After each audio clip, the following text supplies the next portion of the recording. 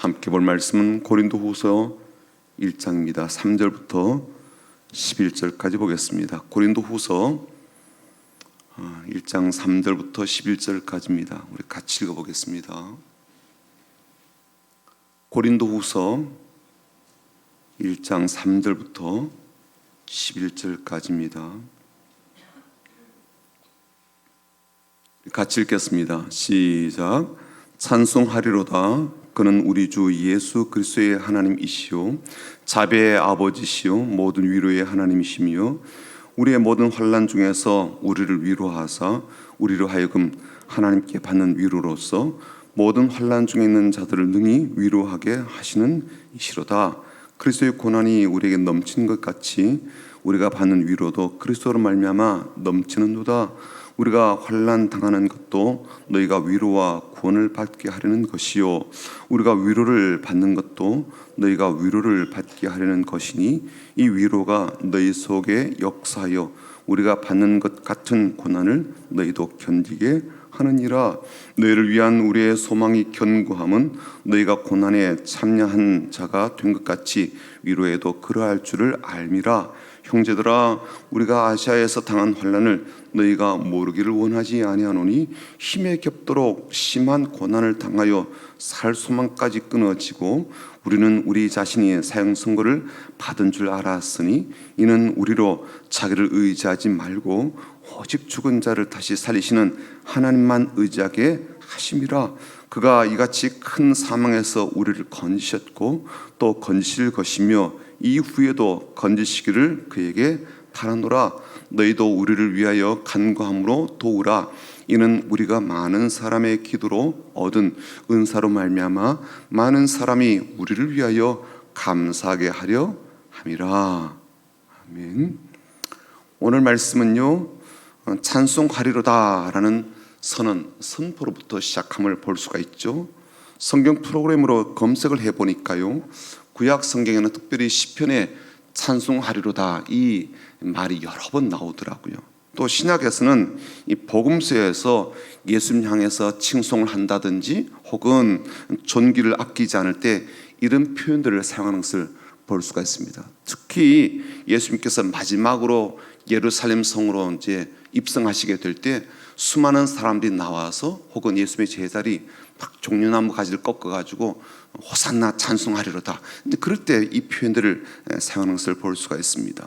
사도 바울도요, 여러 교회에 보낸 편지 가운데 이 표현들을 종종 사용하였는데 그 내용들을 들여다보니까 하나님께서 이방인들에게도 구원을 베푸시고 긍휼을 베푸신다. 그래서 찬송합니다. 이럴 때도 쓰고요. 또 하나님께서 하늘의 신령한 복을 모든 복을 우리에게 내려주십니다. 그래서 찬송합니다. 그럴 때도 쓰고 오늘 본문에도 본 것처럼 우리에게 위로를 내려주셔서 감사합니다. 그럴 때도 하나님 찬송합니다. 이런 표현을 쓰고 있습니다.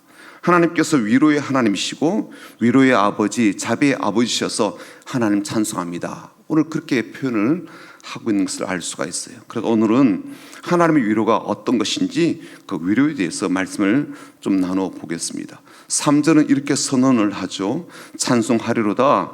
그는 우리 주 예수 그리스도의 하나님이시요 자비의 아버지시요 모든 위로의 하나님이시며. 하나님은 자비의 아버지시기도 하시고 또 모든 위로의 하나님이십니다. 이 말씀은 오늘 우리들에게 어떤 의미가 있을까요? 첫 번째는요, 모든 위로는 하나님께로부터 온다는 거예요. 다 알고 있는 사실이죠, 그렇죠? 그래서 이해하고 동의는 하지만 또 별로 감흥은 없는 말은 아닐까 그런 생각이 듭니다.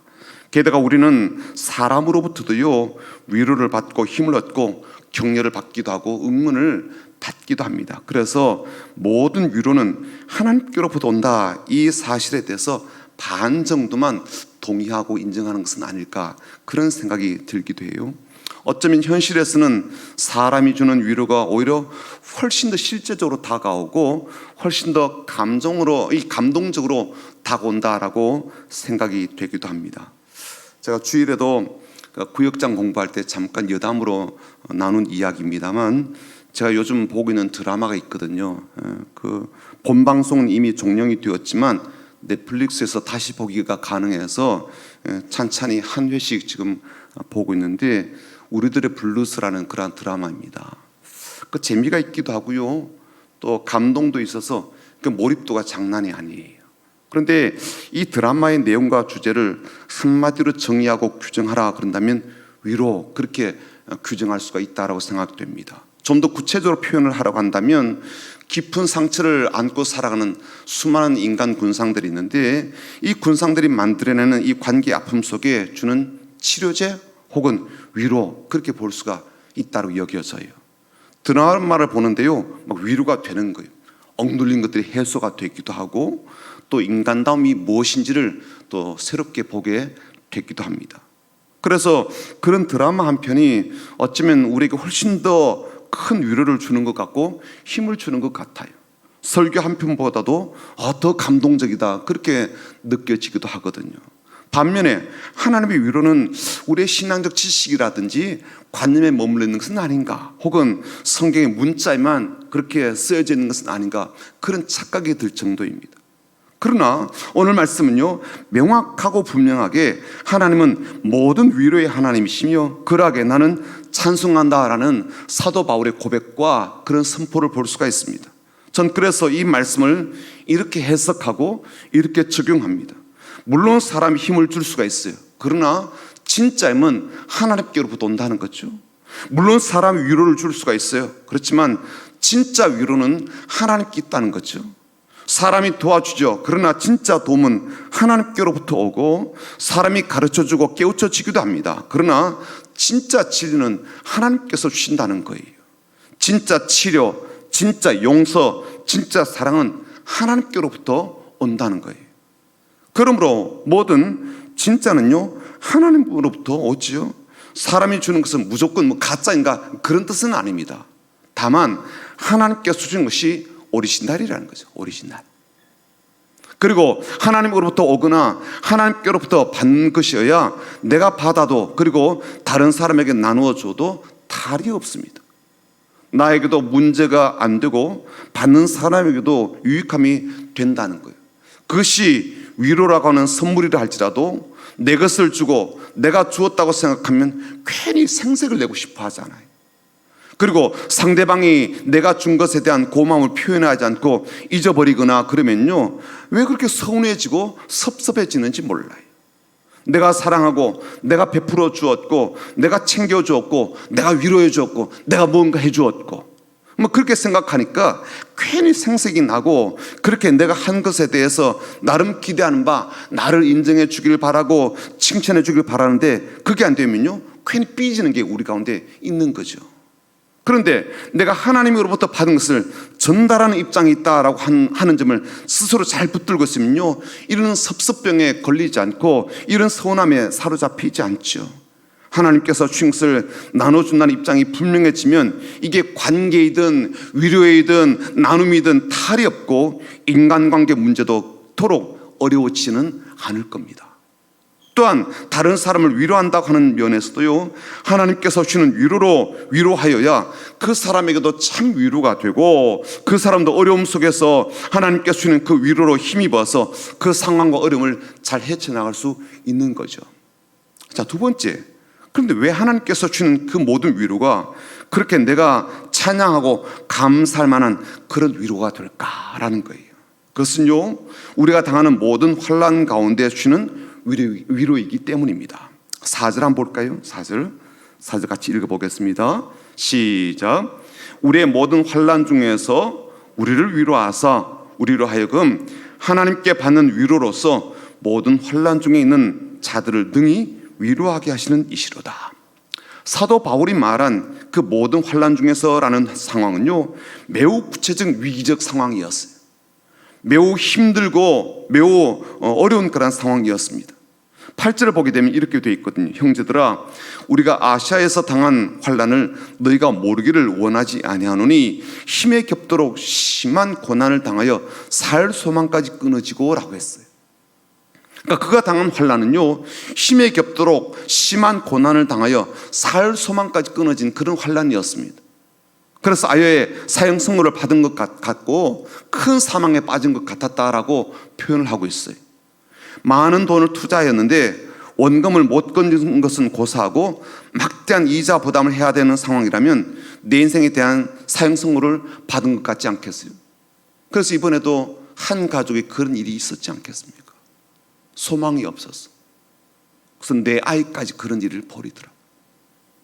몸에 이상이 있어서 병원에 갔는데 좀 더 큰 병원으로 가라고 하면서 소견서를 써주었고, 두려운 마음에 이제 큰 병원을 찾았는데 피하고 싶었던 그 질병이라는 진단을 받게 되었을 때 큰 사망이 임한 것 같이 그렇게 느껴지지 않겠습니까?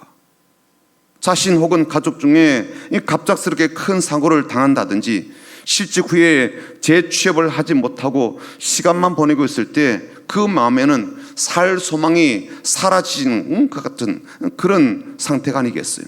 너무너무 힘에 겨워서 더 이상은 못 버티겠다라고 생각하고 극심한 무력감 가운데 사로잡히게 되는 것도 이 모든 환난의 목록 속에 올리고 싶은 그런 부분 아니겠어요?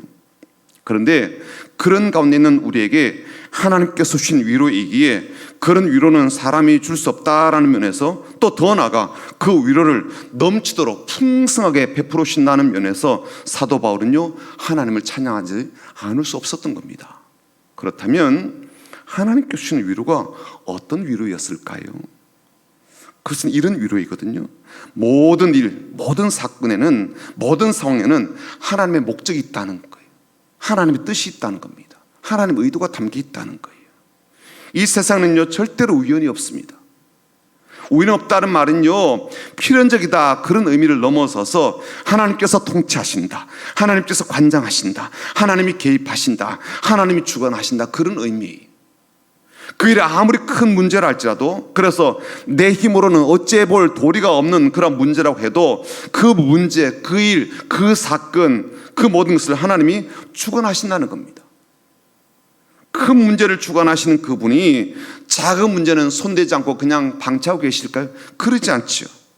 작은 것 하나까지라도, 작은 생명체 하나라도, 작은 일 하나라도 하나님요 주관하고 계시죠. 그래서 하나님요 우리 머리털까지 세신 바 되신다고 하셨지 않았습니까? 그렇게 주관하신 하나님이 아무런 이유도, 아무런 목적도, 아무런 의도가 없이, 뜻도 없이 우리를 환난 가운데 두시는 일이 없다는 거죠. 분명한 목적이 있죠. 분명한 이유가 있습니다. 분명한 의도가 있고 분명한 방향이 있다는 거예요. 4절 말씀은 그래요. 우리의 모든 환난 중에서 우리를 위로하사 우리로 하여금 하나님께 받는 그 위로로 모든 환난 중에 있는 자들을 또 능 위로하게 하신다는 거예요. 환난 중에 있는 우리를 하나님 위로하시죠. 그런데 그 위로가 실은 환난 중에 있는 또 다른 사람들을 위한 위로로 사용되도록 의도가 되어졌다는 거죠.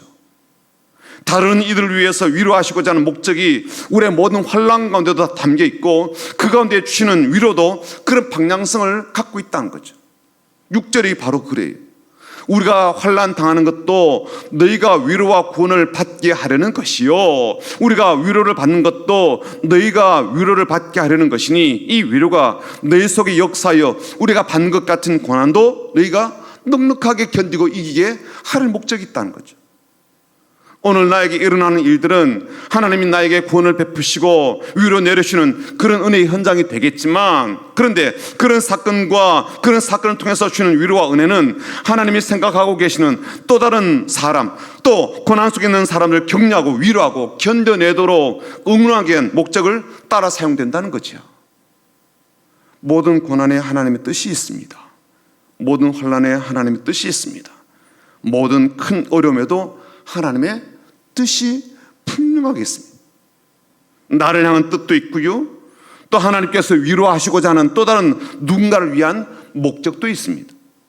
그래서 그렇게 주신 하나님의 위로가 크다는 거예요. 나에게 주시는 위로도 크지만 그렇게 주시는 위로를 통하여 또 다른 이 고난당하는 자를 위로하여서 넉넉하게 그 고난을 견디는 힘이 되게 하기 때문입니다. 오늘 우리의 기도가 그러합니다. 우리가 힘들게 예배당에 올라와서 드리는 기도가 그러합니다. 우리에게 주는 기도와 그 응답, 기도 속에 주는 위로와 힘, 그것도 우리에게 뜻깊다라고 생각이 되지만 내 기도를 통하여 하나님의 더 큰 목적, 더 큰 뜻을 이루어 가시기에, 그래서 기도자가 누리는 은혜가 있고 기도자가 받게 되는 위로가 있습니다. 나를 큰 사망에서 건지시고 환난에서 구원하시고 오로지 하나님만 바라보게 하는 그런 위로도 우리에게 내리시지만, 그런 위로와 은혜를 통하여 또 다른 고난 당하고 환난 당하는 자들, 그들이 견뎌내고 이겨내도록 하게 하실 것이기 때문입니다. 사랑하는 성도 여러분, 이런 위로와 은혜가 여러분의 삶과 기도 가운데 넘치시길 바라며, 우리가 받는 그 모든 하나님의 위로가 또 하나님의 목적하신 바 또 다른 사람을 위하여 가치 있게 사용되는 하나님의 귀한 선물이 되기를 주님의 이름으로 축복합니다. 오늘 우리의 기도가 우리에게도 큰 힘이 되겠지만 또 다른 누군가를 위해서 하나님이 사용하실 귀한 재료가 될 것입니다. 오늘 그런 마음으로 간절함을 담아서 기도하고, 또 특별히 우리의 지체들 가운데 참 큰 어려움 중에 있는 분들이 여러 분 됩니다. 다 말씀을 드리지 못하지만 알고 계신 분들을 위해서 그렇게 마음 담아 기도해 주시길 바라고, 교회를 위해서, 나라와 민족을 위해서 기도하길 원하며, 지금 전 세계적으로 얼마나 큰 경제적 어려움에 그런 바람이 강타하는지 모릅니다. 하나님 건져 주옵소서, 고쳐 주옵소서, 낫게 해 주옵소서, 회복시켜 주옵소서.